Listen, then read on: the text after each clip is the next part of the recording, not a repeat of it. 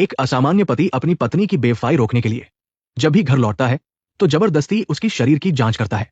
यदि उसे कोई संदिग्ध निशान मिलता है तो वो मान लेता है कि पत्नी ने उसे धोखा दिया है और फिर वो क्रूरता से उसे पीटता है। इस नियंत्रण से तंग आकर पत्नी ने चुपके से देर रात एक मछुआरे से संपर्क किया।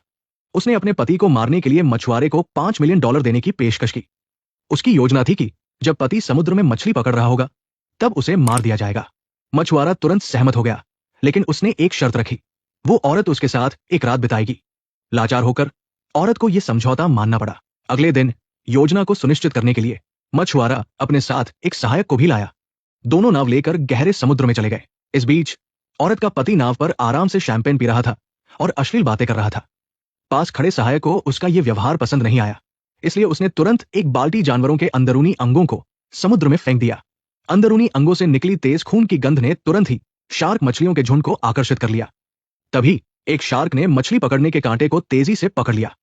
पति इस रोमांच से इतना उत्साहित हुआ कि वो खुद फिशिंग रॉड संभालना चाहता था।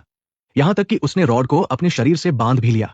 उसे इस बात का कोई अंदाजा नहीं था कि एक भयानक आपदा उसके सिर पर मंडरा रही थी। दोनों मछुआरों की आंखों के सामने ही शार्क की खींचतान के कारण पति पानी में गिर गया और उसे जिंदा निगल लिया गया। अंत में महिला और मछुआरा दोनों निश्चिंत होकर किनारे पर लौट आए। महिला को आखिरकार उस नियंत्रण से आजादी मिल गई थी